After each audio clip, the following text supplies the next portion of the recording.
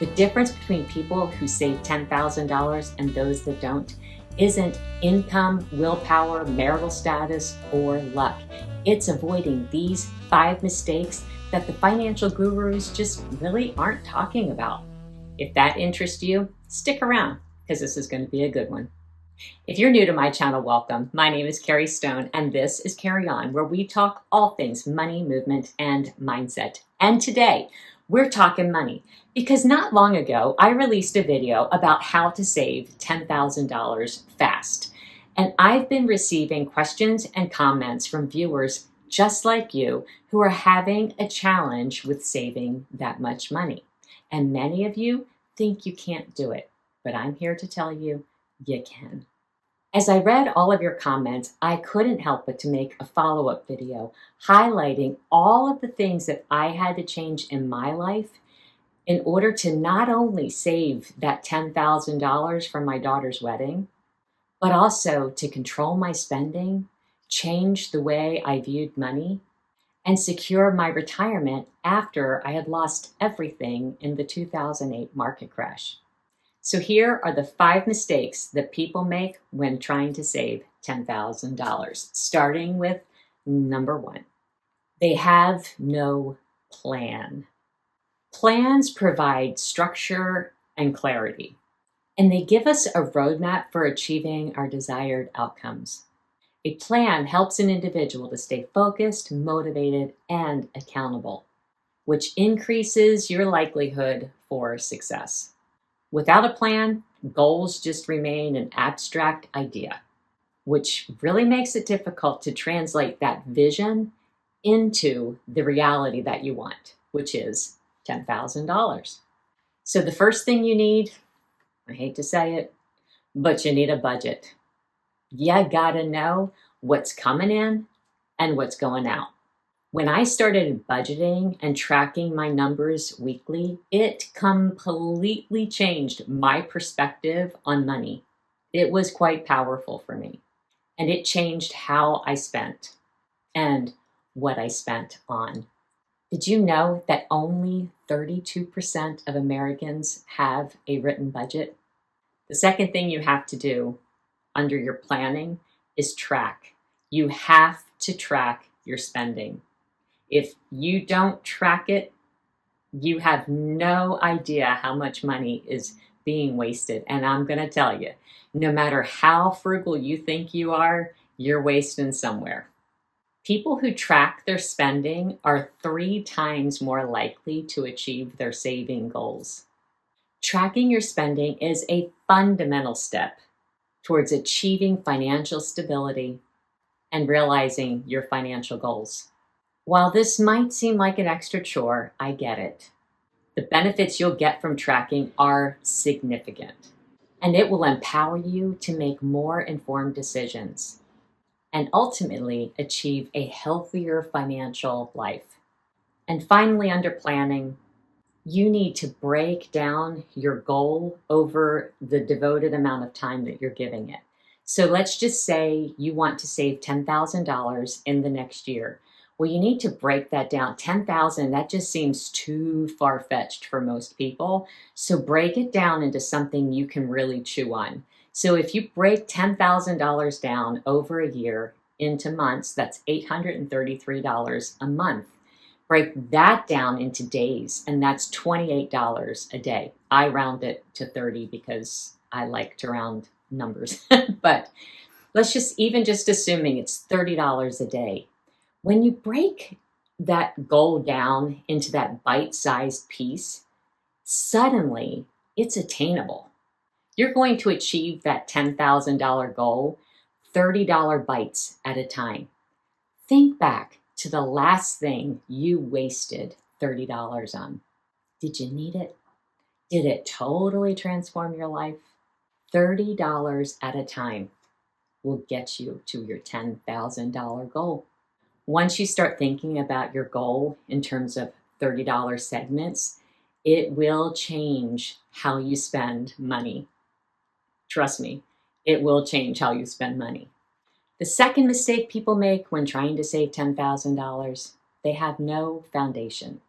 You have to have a foundation to stand on when you're trying to achieve a goal like $10,000. And the first thing you need for your financial wellness is you have to have your $1,000 emergency fund in place, because life happens, emergencies will happen. And if you don't have that $1,000 emergency fund in place before you start trying to save your $10,000, you'll keep having to dig into the $10,000 to pay for your emergencies. Please get your $1,000 emergency in place. You have to have that. Emergencies will happen. This is just life, right? So have that $1,000 emergency fund in place for your good. It will save you. Did you know that 56% of Americans can't cover a $1,000 emergency? Make sure you're not one of them. For your foundation, you also need to either control your debt or get debt free. I'm a big believer in living debt free. It gives you peace of mind and just so much joy in life to not be tied to debt. But if you have debt, and chances are you do, because the average American carries $6,194 in credit card debt, get that debt paid off. Get it paid off. And then take that money that you use to pay off that debt and start just putting that towards your $10,000 savings. You will be so happy when you get out of debt. Serious. It's a beautiful thing. And I know that seems impossible because 77.4% of Americans carry some sort of debt. And people will tell you, you can't live in this world without debt. But I'm here to tell you, you can. And I know a lot of other people who have achieved that too. So don't write it off. Don't think that being debt-free is off the table. It's not. You can do it. Will it require sacrifice? Yes. But will it be worth it? Absolutely. The third mistake that people make when trying to save $10,000, they have no change. You can't accomplish something new by staying the same person. To accomplish something new, change is required. And the first step in change when it comes to saving $10,000 is understanding your financial literacy. When you study money and how you look at money and why you see money the way you do, it will give you so much power. And the book that will do that for you is The Psychology of Money. I love that book. And it is one of those that is a must read multiple times in your life. But I learned so much about myself and my spending habits by reading that book. I will put it in the description below for you. But read The Psychology of Money. Understand why you treat money the way you do, and it will give you power over that money. The second thing to do under change is you need to change your habits. So much of our spending comes from bad habits. We spend when we're sad, we spend when we're happy, we spend on things we don't really need. Did you know the average American spends $3,526 a year on impulse purchases? That's more than a third of the way to your $10,000 goal. So think about your impulse purchases. Develop new habits so that you're not spending where you don't need to be spending. When we had our first child, we lived in this cute little neighborhood in Nashville, Tennessee. And you could walk to the library and to restaurants, and there was this cute little coffee shop. And I would walk there once or twice a week, and I would get an expensive latte and a bagel. And I would meet friends, and it was a good outing, and it was a walk, so I kind of counted it as like a gym membership. Well, one day my husband looked at me and said, "Do you know how much you're spending at that place?" And I said, "Well, no, I don't." And I added it up, and it was over $500. And this was back in 2001 when an expensive latte was like $3. So yeah, it was pretty darn expensive. And I stopped doing that, and I started putting that money aside for other more important things. So I changed the habit and I saved money. And remember, that research shows it takes like 66 days to form a new habit. So show yourself some grace while you're doing that and just keep growing and learning. But if you really want to grow in that area, you have to read the book Atomic Habits. That book will change your life. That book is a must read also multiple times, just like Psychology of Money. It's one of those, I will never give it away. I will read it over and over and over again because it was that life-changing. The third thing you need to change is your mind. How you look at spending, how you look at saving. And a great book for that is titled, I Will Teach You to Be Rich. And the author really opened my eyes to the importance of not just living in a sacrificial mode all the time. Saving isn't just all about, denying yourself things that you enjoy. And he encourages readers to decide what is most important to you. And that's what you spend on. But the other things are where you cut and save. And it made me think about my husband. He's always been like that. My husband can be very, to put it nicely, frugal. I won't say cheap, but I just did. Anyway, he can be frugal and he just does not like to spend on anything except tools and guitars. Now, when it comes to tools and guitars, he will only buy the best. He won't even talk about the cost if he just gets what he needs and he gets the best. And I think it's so funny, but he had just learned a long time ago what was important to him. And that's what's important to him. He doesn't care about clothing or cars or things like that. He cares about tools and guitars. So I respect that he knows what he cares about. So figure out what's important to you. So say you like to travel. If you love to travel, maybe you choose to live in a smaller place. Maybe you choose to rent a small apartment instead of owning a house. Maybe you choose to have a car that just gets you from point A to point B. You have no car payment on it. It's not beautiful. It's not great, but it's yours, right? You make the sacrifices on the things you really don't care about so that you can spend on the things that you do. So I recommend that book also, and I will include it in the description below. The fourth mistake that people make when they're trying to save $10,000, they have no goal. They just treat saving $10,000 as the goal. That's not enough. What is your why behind saving the $10,000? Like for me, when we saved $10,000 in less than a year, it was to pay for our daughter's wedding. I did not want to spend my savings. I didn't want to dig into my bank account. I didn't want to use credit cards or take out loans. I just wanted to pay for the wedding with cash. And we did. And so the wedding gave me the timeline. That's what determined how quickly I saved the $10,000 and how determined I was. But I had that goal to pay for that wedding. What's your goal? Is it a wedding? A vacation? Is it to build up your retirement after something tragic has happened? Is it for travel? Do you want a new car or put a down payment on a house? What is it for you? Keep your focus on what it is that you're saving that $10,000 for, because that will keep you committed to it. And write that goal down, because studies show that people who write down their goals are 42% more likely to achieve them.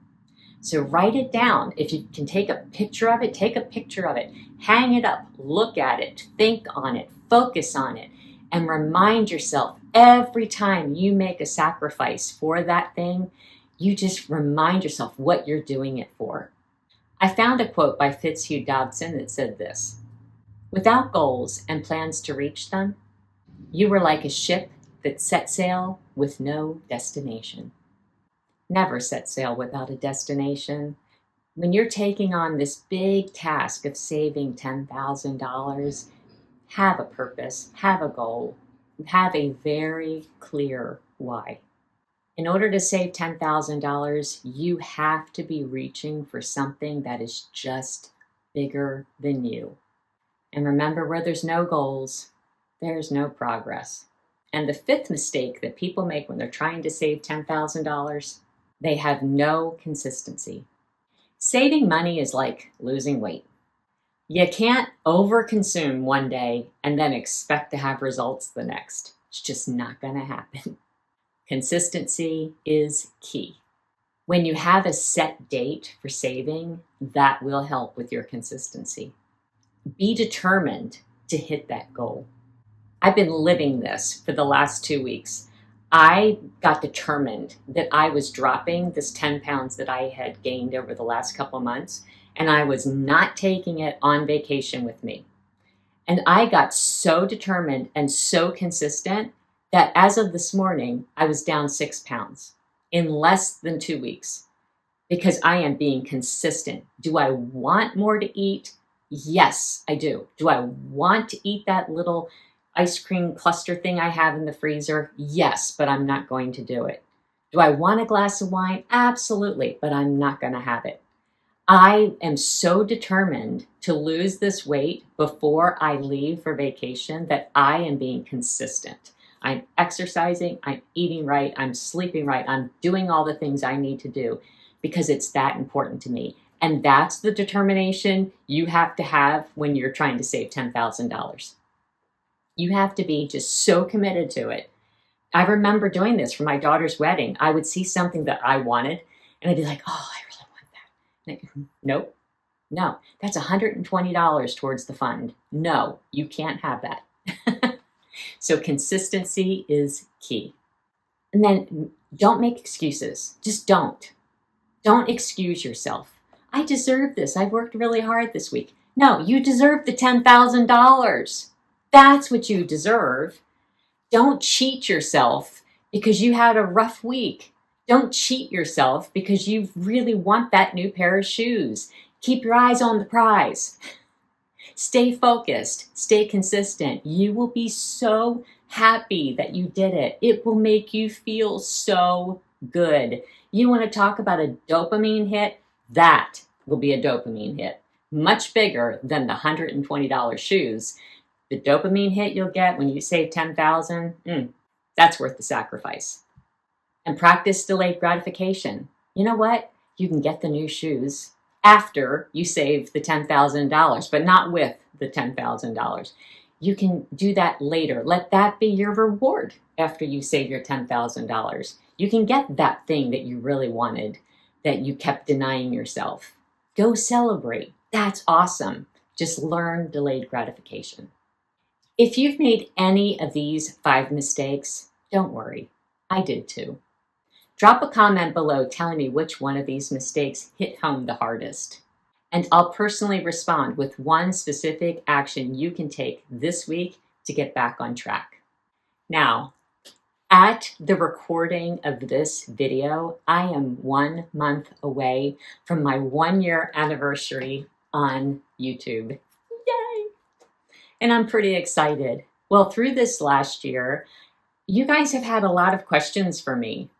Personal, business, coaching, movement, all different areas. So I'm giving you the opportunity now. On my anniversary, I'm going to release a video answering all of your questions. So whatever subject they're on, would you please just put your comments either in the comment section below, or you can email me at carries.carryon@gmail.com, and I will answer your questions on my anniversary date of August 26th. And everyone who submits a question will be put into a drawing for a free 1-hour coaching session with me as a celebration for my 1 year on YouTube. Because you know, you guys, I wouldn't be here without you. You mean so much. So I want to give something back to you. So send me your questions and I'll do my best to answer them.